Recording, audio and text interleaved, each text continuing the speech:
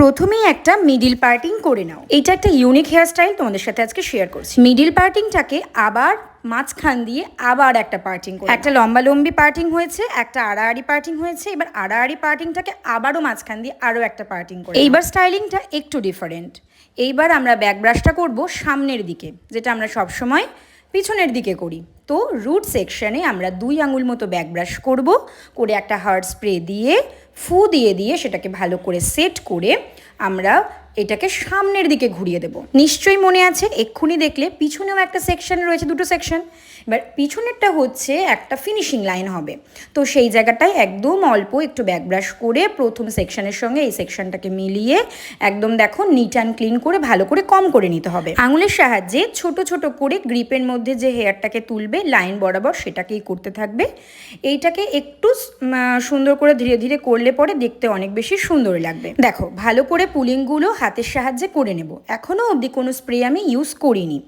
এইবার কি করতে হবে, এই যে রুটগুলো রয়েছে পুলিংয়ের রুটগুলোকে তোমরা যদি 6 নম্বর পিন দিয়ে সেট করে লাইন্সগুলো ভালো করে ক্লিন করো তাহলে দেখতে ভালো লাগবে। আর তারপরে যদি তোমরা হোল্ডিং স্প্রেটা দাও তাহলে ভালো করে হোল্ড হবে।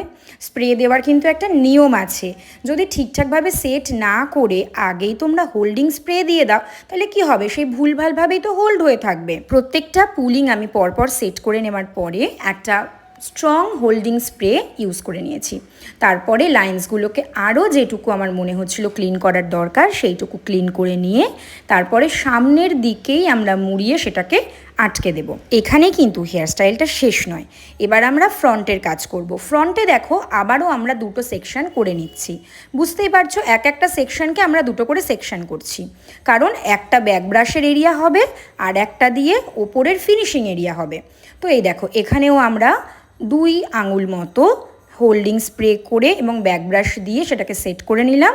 আর ফ্রন্টেরটা আমাদের ফিনিশিং লেয়ার, ওখানটা ভালো করে আমাদের কম করে করে সেট করে নিতে হবে। তারপর আবারও সেম প্রসেস, খুব ভালো করে কম করে নিয়ে আগে দিয়ে নেবে শাইন স্প্রে।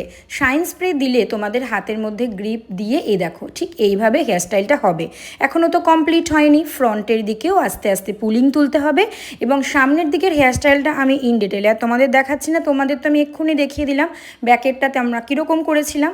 ফ্রন্টেও সেমই হবে, শুধু পরপর লাইন বাই লাইন পুলিংগুলো তুলবে এবং পুলিংগুলোকে আগে তুলে নিয়ে রুটের মধ্যে একটা 6 নম্বর বা 8 নম্বর কাটা দিয়ে সেট করে তারপরে স্প্রে দিয়ে সেটাকে অ্যাটাচ করে দেবে। প্রথম থেকে শেষ পর্যন্ত কমপ্লিট করে নেওয়ার পরে তারপরে দুটো লাইনকে একসাথে করে অ্যাডজাস্ট করে দিয়ে একদম পিছনে যেখানে তোমরা বানটা করবে সেই জায়গাটায় ক্লিপস দিয়ে আটকে দেবে।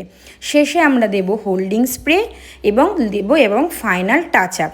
দেখো দেখতে পাচ্ছ কতটা সুন্দর লাগছে এই ইউনিক হেয়ারস্টাইলটা। তোমাদের কেমন লাগলো আমাকে অবশ্যই কমেন্ট করে জানিও। আমাদের নেক্সট হেয়ারস্টাইল ক্লাস শুরু হচ্ছে কৃষ্ণনগরে মে মাসের ফার্স্ট উইক থেকে।